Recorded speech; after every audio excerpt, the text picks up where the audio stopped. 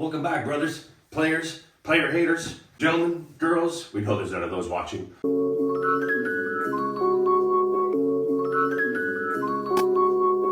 Hope you're all doing well. My name's Chris. You've clicked on the CBN 10 channel. We're going to talk about this weapon right here, my 21 Sportster S. I've had it for 1 year.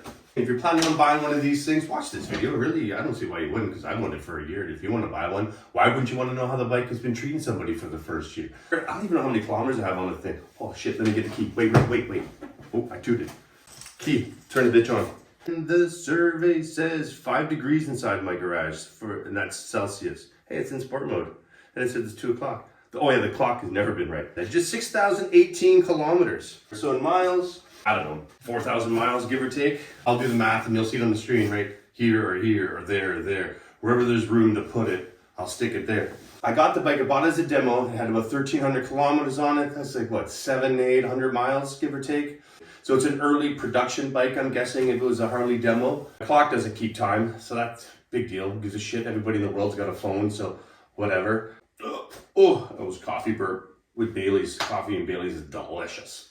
It lights the fuel. It's got a small fuel tank and 121 horsepower, and with an exhaust, you're fucking revving it out everywhere. You know, so I go to the gas station once, twice a day. Yeah, it's fun. Riding motorcycles make me happy, but this thing moves. You know, you put it in sport mode, take all the traction controls off, all that crap. Tire lights up, you can drift it around corners. The front tire does come up. I took delivery with a dead battery. Once I put a good charge in that, it's been fine. I've done in service on an oil change. That was like $300 something for an oil change. I have an F-150, it's $90, and this is $300. I guess Harley oil is made out of like gold and baby parts or something. I don't really know. All right, here it is, man. We've been getting some negative press on the bike. We know that. Not everybody loves everything. Most people hate me, except for some of you guys. Some of you like me. I appreciate that. That's great. Sometimes my girlfriend, she hates me, but I probably deserve it because, I'm a handful. Yeah, you get it. First year of owning the bike, like I said, just 3.5 seconds ago, maybe 7 seconds ago, but who's counting, really? Come on, you really counting the seconds? Is that what you're really doing? No, you're not really counting the seconds, because, well, that'd be stupid. A couple of things we've done here in this bad boy.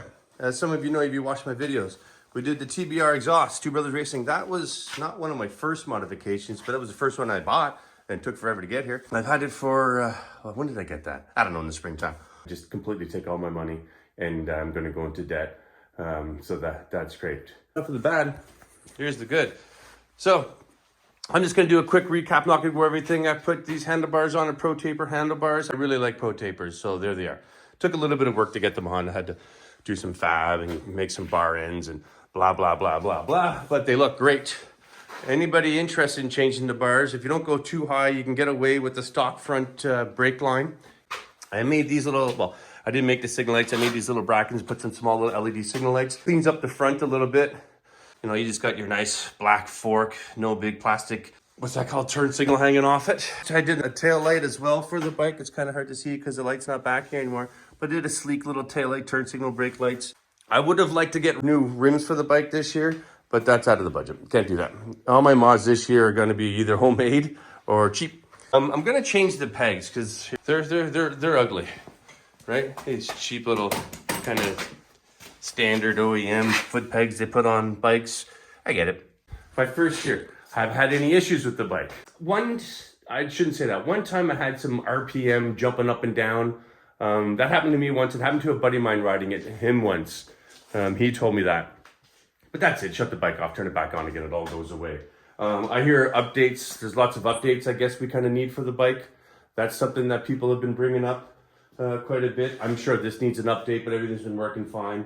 So it's got to go and get an oil change. I got to get new tires. There's a mirror. I had to put some zap straps and little plastics on here to try to keep it from flapping around. It was limp like a 73-year-old's wiener with no Viagra. The only complaint I really had was kind of the gear selector, but I think that ends up being my fault. After, really paying attention to what's going on.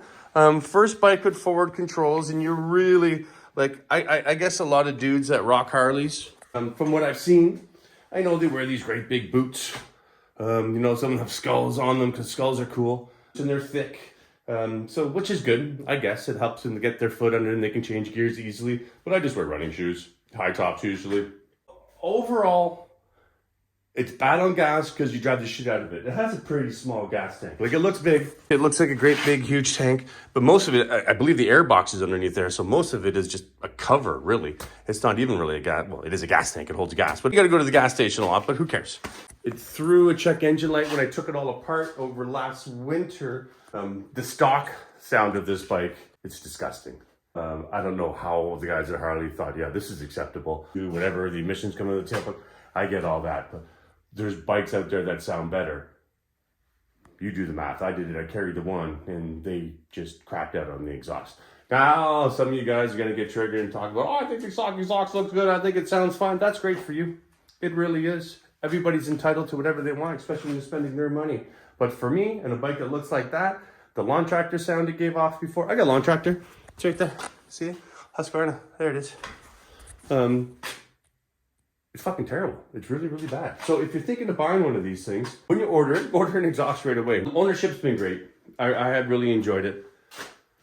Oh, and if this is your first time watching my video, thank you. Appreciate that. Do me a small baby favor. If you can, subscribe. Hit the shit out of the subscribe button. That'd be much appreciated. Share with your friends. But hit a bump, catch a bump. You're going to feel it, man. It boom, boom, boom. Goes right through your spine. I'm pretty sure I'm shorter every time I get off it. But that's, you got to pay, man. You got to pay to play. If you're going to rock something that looks like this, and you're going to bitch about, you know, how it's rough, then you bought the wrong bike. It's that simple. You didn't do your math. You didn't do your research. You didn't carry your one. You always got to carry the one when you do the math, regardless of your times, division, long division, short division, pi squared, square roots of this, alga, whatever it may be. Always got to carry the one. Always got to carry the one.